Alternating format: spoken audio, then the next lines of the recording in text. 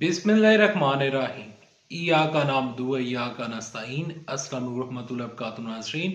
उम्मीद करता हूँ आप सब खैरियत से होंगे और आप लोगों की ज़िंदगी अच्छी गुजरी होगी। सुप्रीम कोर्ट से अहम खबर लेकर आपकी खिदमत में हाजिर हूँ। बड़ी खबर, हुकूमती वज़ीर नाअहल करार और अहम शख्सियत की तब्दीली। ये खबरें क्या हैं और इन खबरों की तफसीलात क्या हैं, आगे चलकर आपके साथ वीडियो में शेयर करता हूं। लेकिन उसको शेयर करने से पहले, आगे बढ़ने से पहले आप सबसे एक छोटी सी गुजारिश करूंगा कि इस वीडियो को लाइक कीजिएगा, चैनल सब्सक्राइब कीजिएगा, साथ लगे नोटिफिकेशन बेल दबाइएगा ताकि जो आने वाले वीडियोस हैं आप उनको मिस ना कर सकें। सबसे पहले खबर शामिल करते हैं कि सुप्रीम कोर्ट में तहरीक इंसाफ ने एक अहम दरखास्त जो है वो जमा करवा दी है।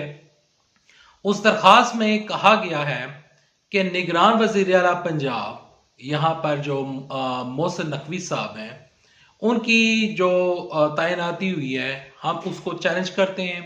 असद उमर ने यह दरखास्त जमा करवाई है और इसके अलावा दरखास्त जमा करवाई गई है राजा रियाज के खिलाफ। दो अहम शख्सियत की तब्दीली तो अदालतों के जरिए होने जा रही है, लेकिन हुकूमती जो वजीर है जो कि नाअहल करार हो चुका है, वो कौन है वो आगे चलकर आपके साथ शेयर करता हूं।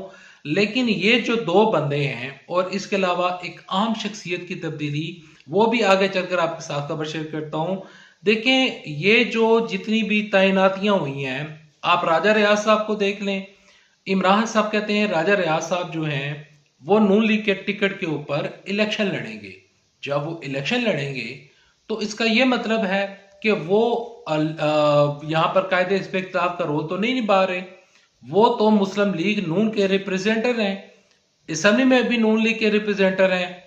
जब असम्बलियां खत्म होंगी, जब असम्बलियां तलील होंगी, तो फिर भी वो नून लीग को ही रिप्रेजेंट करेंगे। ऐसा बंदा जो नून लीग को रिप्रेजेंट करता हो और नून लीग की पॉलिसियों को रिप्रेजेंट करता हो और उनके जितने भी बिल्स आ रहे हैं, हुकूमत जितने भी बिल आ रहे हैं, वो बिना किसी बहस मुबासे के तमातर बिल जो है वो अप्रूव हो रहे हैं। राजा रियाज साहब बिल्कुल खामोश बैठे हैं, आवाम का उनको नहीं पता। फवाद यहाँ पर जो नूर आलम खान है जो वो क्या कर रहे हैं, वो भी पब्लिक इंटरेस्ट में कोई बात नहीं कर रहे हैं। सारे लोग नून लीग के टिकट के पीछे भाग रहे हैं। नून लीग, मैं दावे के साथ कहता हूं कि नून लीग जब भी इलेक्शन होंगे इन लोगों को टिकट नहीं देगी। नून लीग ने सिर्फ और सिर्फ इन लोगों को यानी कि इन लोगों को ट्रक की बत्ती के पीछे लगा दिया है कि हम इनको टिकट देंगे। अगर इनको टिकट मिल भी जाता है तो मेरे ख्याल में इन लोगों का असेंबली में वापस आना मुश्किल ही नहीं, नामुमकिन है, क्योंकि लोगों ने इनको वोट नहीं देना। टिकट बेशक इनको मिल जाए, पहली बात है इनको टिकट नहीं मिलना। अब यह दरखास्त जमा करवा दी गई है तहरीक इंसाफ की जानब से, और तहरीक इंसाफ की इस दरखास्त के ऊपर सुप्रीम कोर्ट आइंदा जो चंद दिन है, तकरीबन 5 से 6 दिन है, इन दिनों में पता चल जाएगा कि ये केस कब तक शुरू होगा और इसके ऊपर सुप्रीम कोर्ट क्या फैसला देती है। जो यहाँ पर मोहसिन नकवी हैं, हो सकता है कि उनको उड़ा दिया जाए।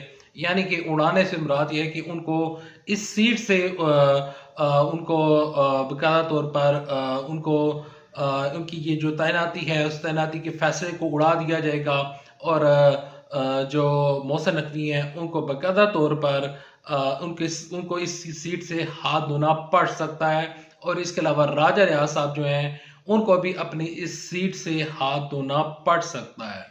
अगली खबर की जानिब पढ़ते हैं। अगली खबर यह है कि हुकूमती वज़ीर, पहले मरियम औरंगजेब साहबा जो हैं वो आए दिन आकर मीडिया पर यह कहती थी कि इमरान साहब गड़ी चोर हैं।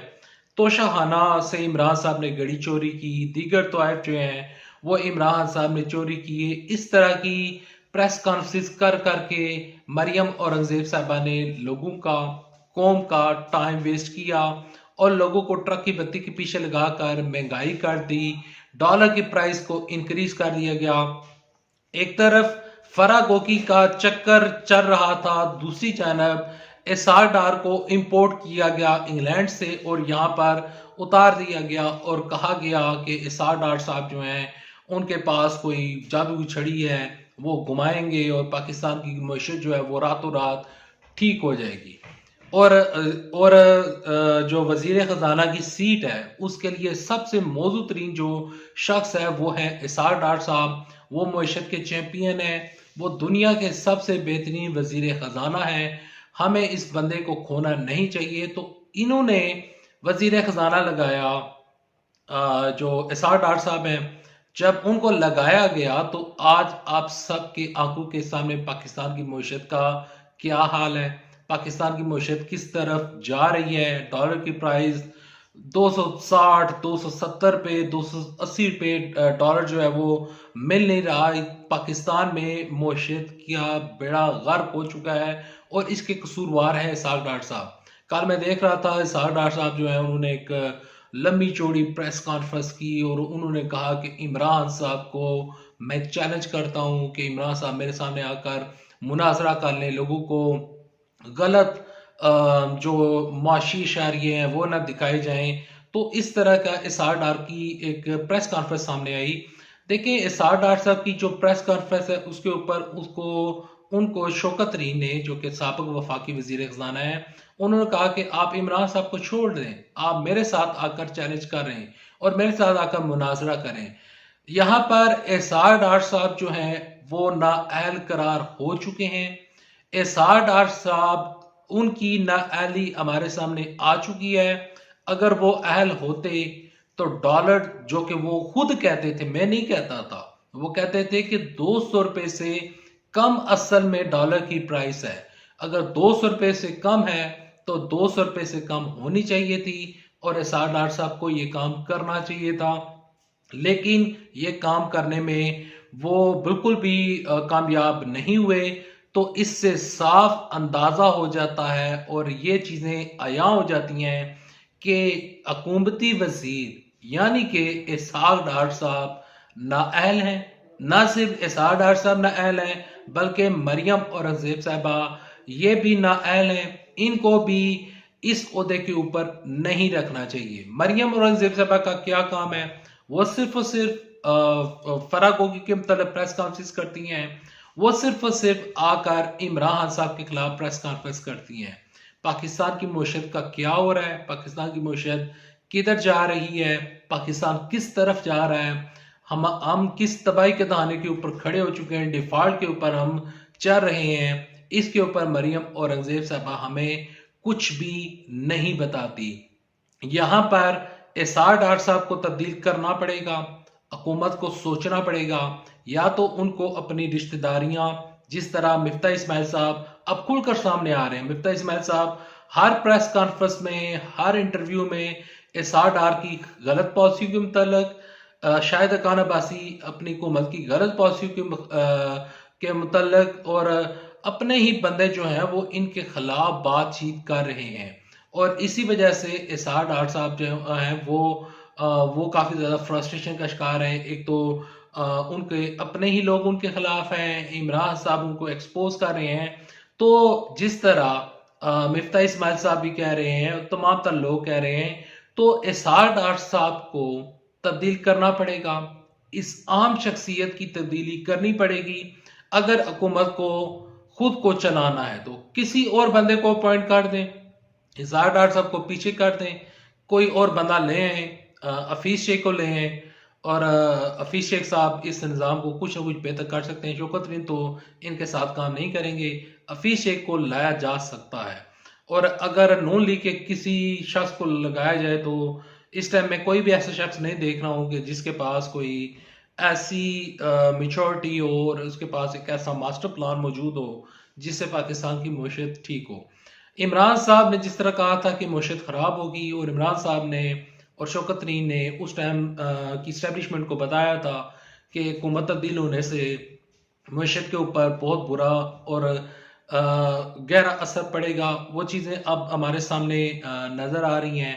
मईशत ख़राब है, अब सब लोगों को मिलकर सोचना पड़ेगा और इस हुकूमत को चाहिए कि मईशत के ऊपर सबसे पहले कंट्रोल करें। देखें, मेरा मकसद और मतलब सिर्फ और सिर्फ पाकिस्तान की मईशत है। मैं चाहता हूँ कि पाकिस्तान तरक्की करे। मुझे इस चीज़ से गर्त नहीं है कि मेरे सामने कौन सा वजीर आज़म है। अगर वही वजीर आज़म अच्छा काम करे, अच्छी पॉलिसियां अपनाए, अवाम दोस्त पॉलिसियां अपनाए, अवाम को रिलीफ दे, तो मेरी नज़र में अगर वो साथ करप्शन ना करे, धोखाधड़ी ना करे, चोरी ना करे, तो मेरी नज़र में वो वजीर आजम चाहे कोई मर्जी जो मर्जी हो, चाहे इमरान खान साहब हो, चाहे शहबाज शरीफ अपनी तमाम तर जो लूटी हुई दौलत है उसको वापस करके, और अगर वही इस निज़ाम को ठीक कर सकते हैं तो कर दें, तो मुझे कोई इतराज़ नहीं है। लेकिन इन लोगों के पास की बात नहीं है। अगर ये लोग इस लायक होते तो अब तक पाकिस्तान का निज़ाम ठीक हो जाता। लेकिन अब या तो फिर इमरान साहब को दोबारा लाना पड़ेगा क्योंकि उन्होंने अवाम दोस्त पॉलिसियां अपनाई थी, या फिर हमें किसी और शख्स की जानब देखना पड़ सकता है। और वो कौन शख्स होगा, ये अभी कोई भी हमारे सामने ऐसी ऑप्शन मौजूद नहीं है। तो लिहाजा प्यारे पाकिस्तानियों, जब भी इलेक्शन होंगे आपने सोच समझ कर वोट डालना है। अभी तक लेता है, वीडियो पसंद आई तो वीडियो को लाइक कीजिएगा, चैनल सब्सक्राइब कीजिएगा। अगर आपको ये चैनल अच्छा लगा है, मेरी बातें अच्छी लगी हैं, तो इस वीडियो को लाइक कीजिएगा। और जाते जाते आपसे रिक्वेस्ट करूंगा कि मेरी इस आंख के लिए दुआ कीजिएगा कि ये आंख बेहतर हो और मैं आपके सामने बिना ग्लासेस के आ सकूं। एक आंख का इशू चल रहा है, अल्लाह से दुआ करता हूं कि वो इशू भी ठीक हो, और अल्लाह से दुआ करता हूं कि पाकिस्तान जो है वो दुनिया की अजीम तर ताकत बने। अल्लाह हाफिज। पाकिस्तान जिंदाबाद। अफवाज पाकिस्तान जिंदाबाद। पाकिस्तान पाइंदाबाद।